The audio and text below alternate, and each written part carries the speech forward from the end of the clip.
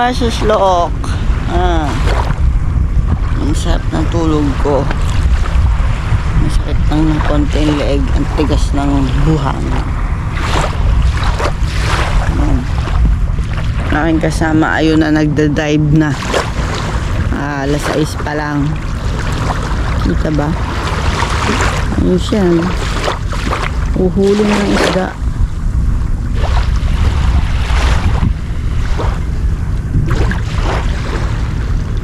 Dito sa kabilang side niya nagsuswimming na din. Ayan, oh. Hindi pa nga nagsuswimming, nagpo-photoshoot pa.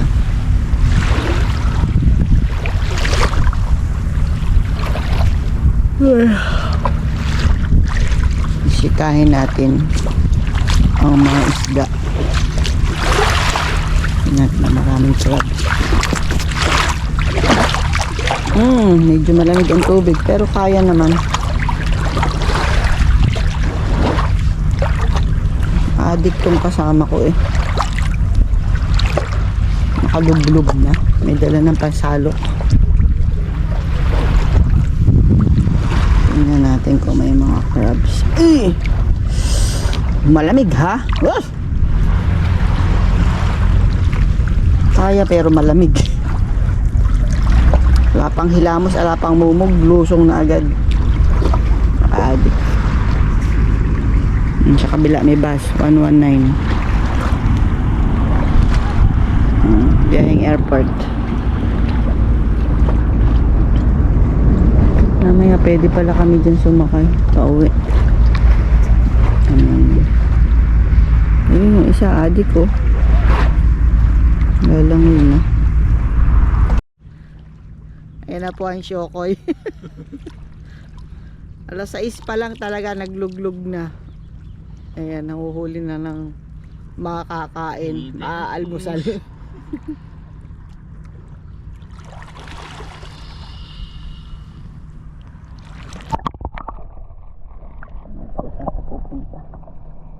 Lamig ha? Yan dito sa area na to, last time ang dami namin nakuha ang seashells saka mga ano to, clams. Isang klase ng clam na ano. Huli ako. Huli ka? Ang ano? Lumot. Gabi hindi kami nakapag-grabbing kasi malamig tas mahangin. Tsaka pagod na kasi nag-swimming din kami kahapon ng umaga. Ano naman huli mo? Crab?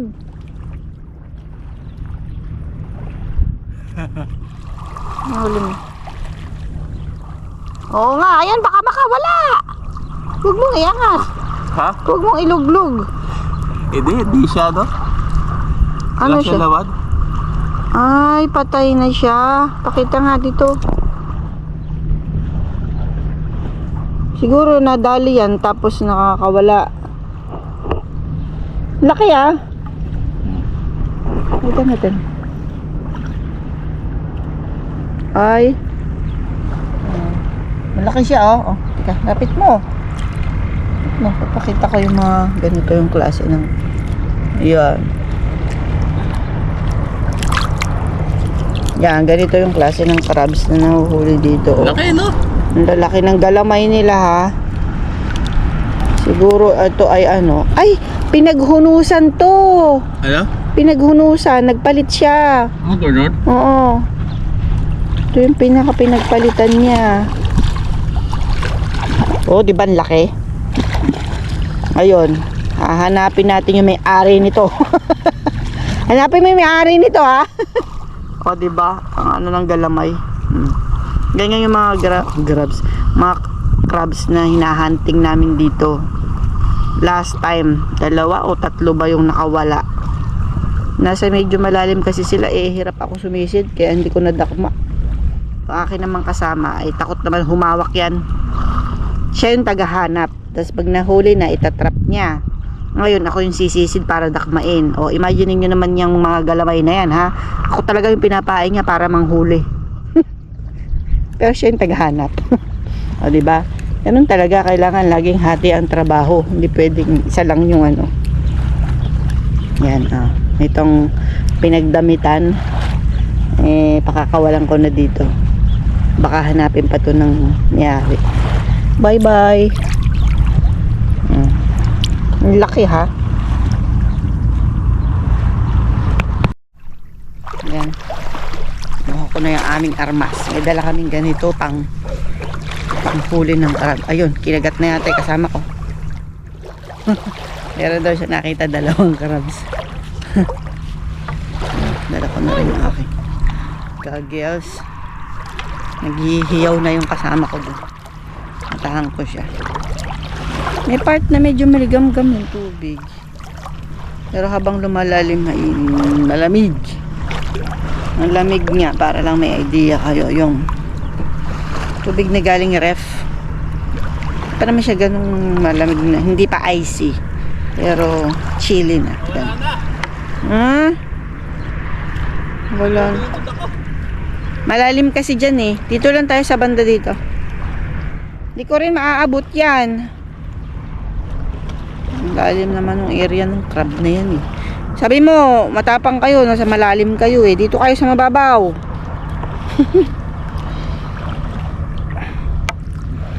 Hindi pa ako nag-umpisa sumisid, pero dito sa area na to marami ng seashells.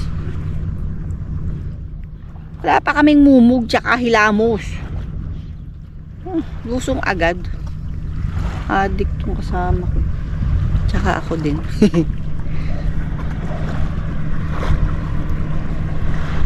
Ayun siya oh. Medyo malalim na sa area na yan hanggang dibdib na dun. Dito mababaw pa. Ayan. Kasalukuyan ng sumisikat ang araw. Ako naman ito. Dala ko na yung aking mga aparatos. Pupwesto na ako. Magpi-fishing naman ako. Habang yung isa ayun. Humuhuli ng crabs.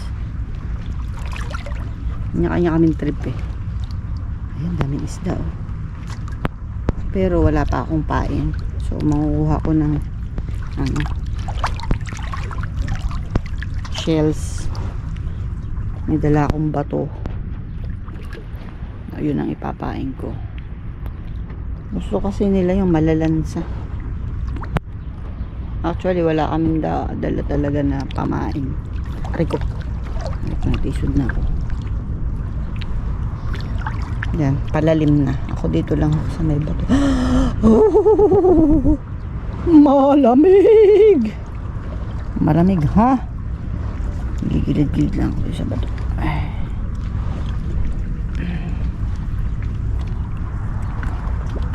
Wala pa ako sa anong lumusong ng bonggang-bongga. Ayan, kita nyo yung green na yan sa dulo. Doon ako doon ako pupwesto.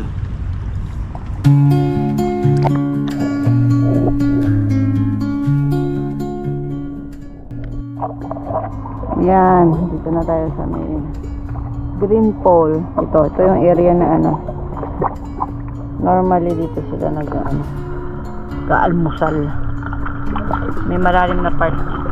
Dito ko ilalagay yung aking fish. Okay.